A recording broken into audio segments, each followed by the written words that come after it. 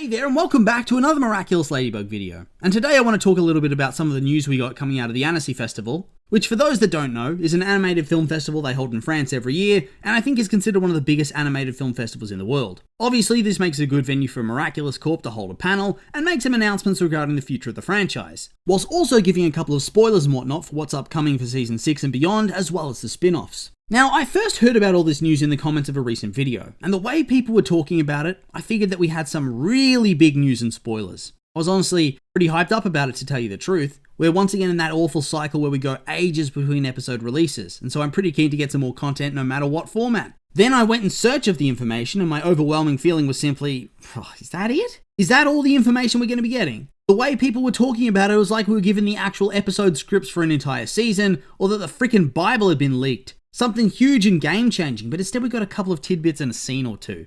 Not exactly the stuff dreams are made of, but it is what it is. What are you going to do? I just figured there'd be more fire from the amount of smoke I was seeing in the comments. And so with all that being said, I figured, well, since we're all here, may as well go through what we've got and talk a little bit about it. First up, we got a little teaser for Miraculous World Rio. Magic is all around you, but you need to look inside to become a hero. That sounds like the type of thing that somebody who believes in energy crystals and essential oils might say, which makes me think that this is a Luca quote. He seems like the type of guy that would be all in on that sort of thing. I mean, we already know that he's in Rio to begin with, so surely he's going to appear in that special. We know he's sort of artsy, and we know he's very well known for giving good advice. I mean, maybe it's a quote from nobody and just a tagline for the special, but it does feel like something he would say. Probably to a new hero being introduced for that special to revolve around. I did note that unlike Tokyo, there's no spin-off plan for this one. So I do wonder, will this mean they're going to more heavily tie the plot into the actual show? New York, Shanghai, Paris, they were all standalone specials. Yes, they were tied into the story of the main show and used some of the same characters, but ultimately they went out of their way to avoid being too heavily tied into the show's events, and it was only in the finale of Season 5 that they really brought those elements from the specials back in any meaningful way at all. The London special was different because it was a bridging special that showcased Lila's first attack and also revealed how things ended after Gabe's death, tying off a bunch of loose ends. Whilst it seems the Tokyo special is going to go back to that more disconnected vibe because it's about setting up a new show. We do know that there's going to be some Luca content during the course of Season 6. So will that serve as a sort of prologue to the Rio special? Will they tie it all together? I kind of hope so.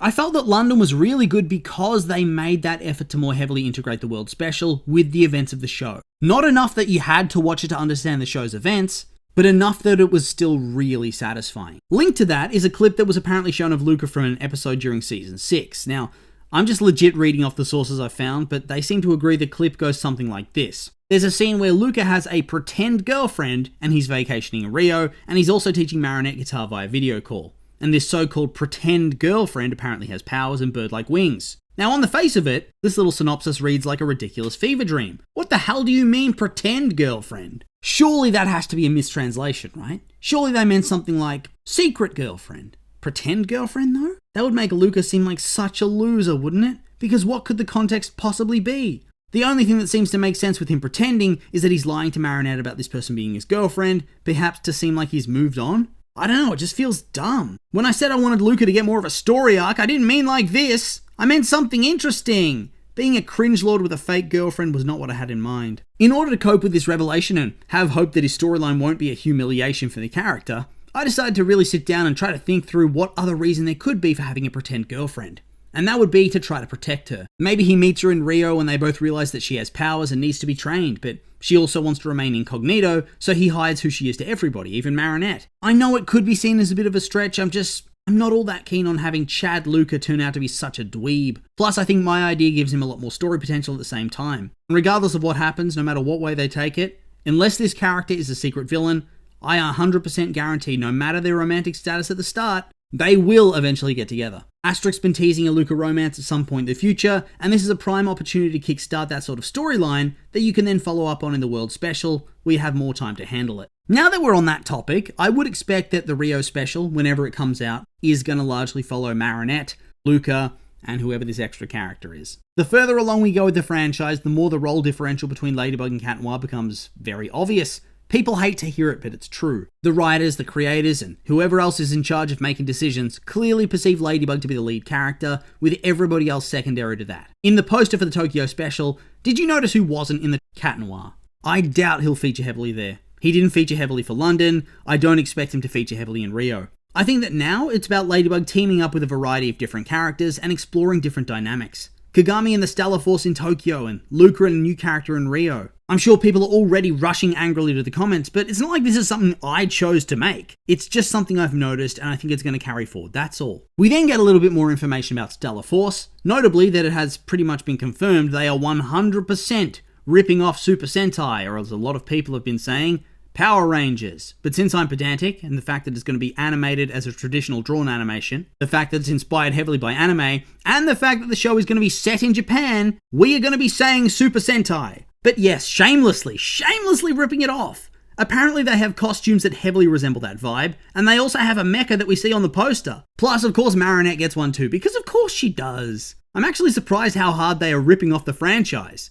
I know a lot of their stuff is thinly veiled references to Marvel and DC, i.e. Cat Noir is like a toned down male version of Catwoman and Black Cat, especially with how he used to flirt with Ladybug, and Majestia and Night Owl are simply somebody's Superman, Batman / fanfiction, but gender bent. There are probably more, but I can't necessarily be bothered going through the whole show to find more examples. Regardless, Stellar Force. I hope they don't just fully rip off the concept and they actually found a way to do something fresh with it. They managed to make a superhero team and concept that felt very fun and unique with the main series, so it would be a shame to become massively derivative for the first spin-off. We also learned about one of the characters of the show, but it was legit just a single quote that's there to showcase how they're very asocial and deadpan. It didn't come across all that well in text form. It very much feels like the type of line that will come to life when delivered by an actual voice actor, not just read out. They talked a little bit about the design process for Season 6 and how a cinematic feel in the environments was a priority for them. And I think you can see this. The actual backgrounds, the buildings, cars, trees, and just crowds in the street,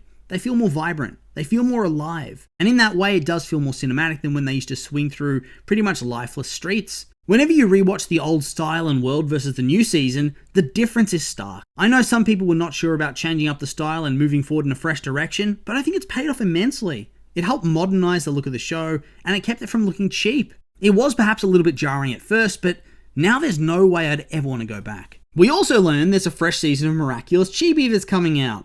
Not gonna lie, I've never seen a single episode of Miraculous Chibi. Is that how you say it, Chibi? Regardless, I don't think that's gonna change. Even I have my limits, and I have absolutely zero desire to watch this. But hey, if you like that sort of thing, that's good news! Full season's coming at the end of the year. You have something to look forward to. Which then in turn leads us into some discussion of Season 6, 7, and 8, which the creators claim are going to form one long-term arc. Which makes sense. After all, the Gabriel Agreste arc/saga lasted for a good 5 seasons. Although I think if they had their time again, they'd be able to condense that down into 3 seasons, since there was a lot of fat that could have been trimmed to streamline the story and prevent it feeling stale and drawn out like it did at certain points over the years. Thus, giving Lila a good 3 seasons as the main villain feels like it makes a lot of sense, as we're a good way through Season 6 already, and it feels like we haven't even scratched the surface of the story potential of what's going on. That's probably why I felt so shocked at the response I've seen in regards to this specific announcement. I've seen a whole heap of negativity about how they're turning Lila into a whole 3-season story arc. I sort of get it, don't get me wrong. After all, by the end of Season 5, the Gabe Agreste Hawkmoth/Shadowmoth/Monarch storyline had well and truly become played out beyond what was reasonable. Yes, they would at times be able to freshen things up, but that, combined with the snail-paced plot development for all the other characters as well, including the lead protagonists, left it feeling like a massive slog. I can see why people wouldn't be interested in the arc taking that long if we're going to be getting more of the same. However, with that being said, at the same time, I feel that people's desire to see this as a one-and-done season with Lila being defeated at the end of Season 6, that'd be weird too. Like, what's the end game there? Do people legitimately want the show to end that quickly? I mean, I sort of get it. If you were badly turned off the show from the end of Season 5, maybe you wouldn't want the story to continue. But if that's the case, I would have thought you'd simply drop the show and move on with your life by now. Not be stuck around angry and hate watching something. In terms of simply thinking that shorter arcs could mean a more concise storyline, I guess that could be true, but in my eyes, the way in which the story is being written this season versus previous seasons is absolutely night and day. We're getting a whole heap of character development and world building across the board. We're slowly building up the mystery of Lila and what the hell's going on there. We're unpacking Adrian's trauma. We're setting up side plots for a lot of the more minor characters. Zoe, for instance, clearly has a story in the pipeline that will come to fruition at some point in the future. On top of that, we have the Secret Council and Madame Tsurugi's scheme to get the Miraculouses that is yet to be seen. We have new characters we've just met who are clearly going to have some big role to play. And that's only from the first chunk of the episodes we've seen released. There's supposed to be 26 episodes this season, and we've only gotten 8. And we've gotten all that from that. The writing has picked up. They're clearly juggling long-term story planning with short-term development. There hasn't really been a nothing episode as of right now. We get little puzzle pieces with each, and it's working really well. Imagine if they're able to keep up this type of writing the whole way through seasons 6, 7, and 8. Imagine how much narrative and character development there could be from that. And then imagine trying to streamline that so hard that you have to cram it all into a single season. It just wouldn't work. I don't know. I get that a lot of people are disenfranchised by the writing decisions the show has made over the years, but I just see so many people wanting to reach the final finish line so early now that the writing's finally hit its stride and feels different. And so I guess it doesn't make much sense to me. I understand that everybody has different opinions, but I think they're really building to something good at the moment. I'm happy to flip-flop if it becomes shit because, me we're talking about. But for now, I'm really happy. I want them to have a proper plan. It felt like at times the first saga was written on the fly as if they weren't sure of renewals. Here they clearly have a goal in mind, and I think the show's benefiting from that vision. Could just be me though. So in the end, these have all been my opinions, and now I'd like to hear yours. What do you think of all these announcements today? Is there one that really stands out to you? Any you don't like? I'm curious for your thoughts, so make sure to like, comment, and subscribe, and let me know.